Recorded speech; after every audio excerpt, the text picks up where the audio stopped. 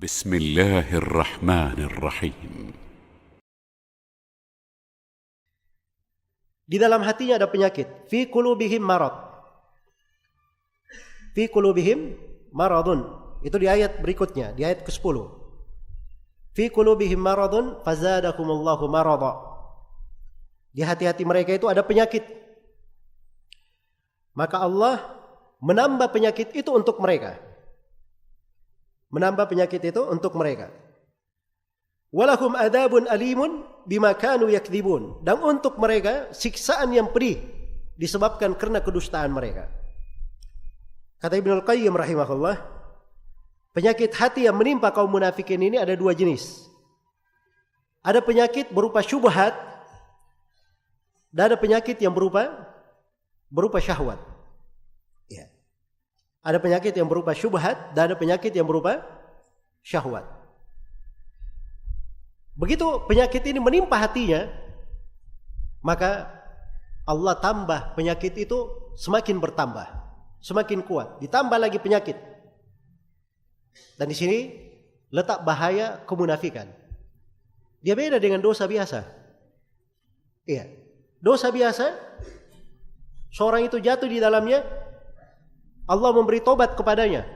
Dia bertobat dari dosa. Bertobatnya menggugurkan dosa-dosanya. Tapi kemunafikan mengada-ada di dalam syariat, ini penyakit. Mungkin dia akan bertambah sesat dan bertambah penyakitnya. Iya. Dan ini ditunjukkan di banyak tempat di dalam Al-Quran. Di antaranya firman Allah Subhanahu wa taala, "Qul man kana fid dhalala falyamdud lahu ar-rahmanu madda." Katakanlah siapa yang berada di dalam kesesatan, Allah akan membuat dia semakin lapang di dalam kesesatannya. Iya. Dan Allah Subhanahu wa taala berfirman, itu ayat tadi di surah Maryam. Kalau di surah Al-An'am, Allah Subhanahu wa taala berfirman, "Wa nuqallibu af'idatahum wa absarahum kama lam yu'minu bihi awwala marrah wa nadharuhum fi tughyanihim ya'mahun." Dan kami bolak-balik penglihatan dan hati-hati mereka sampai seakan-akan mereka tidak pernah beriman sama sekali. Coba bayangkan bagaimana penyimpangan sampai menjadi seakan-akan tidak pernah beriman sama sekali.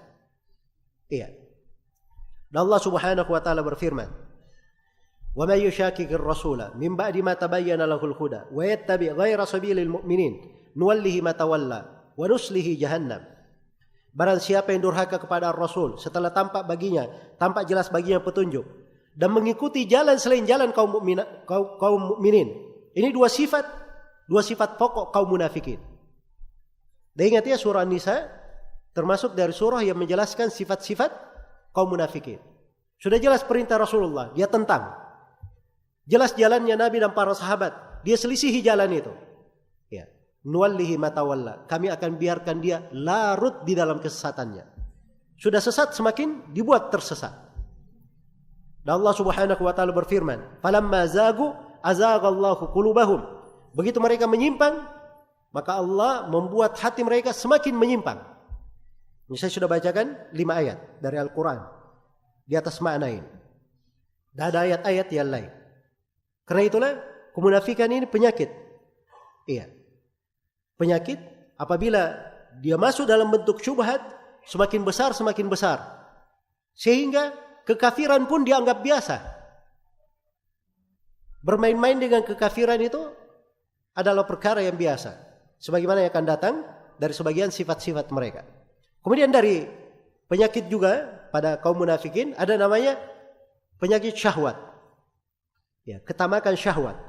Inilah yang dikatakan di dalam Al-Quran ketika perempuan mukminah diperintah untuk menundukkan atau diperintah untuk jangan melembutkan suaranya. Iya, di dalam berbicara. Fala takhda'na bil qawli fayatma'a alladhi fi qalbihi marad. Jangan kalian merendahkan suara kalian. Ya.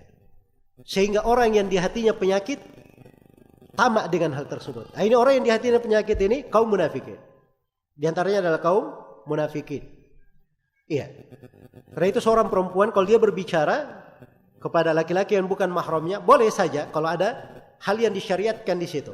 Tetapi dengan pembicaraan yang wajar, bukan dengan melembutkan suara. Yang bisa membawa apa? Membawa fitnah di dalam hal tersebut.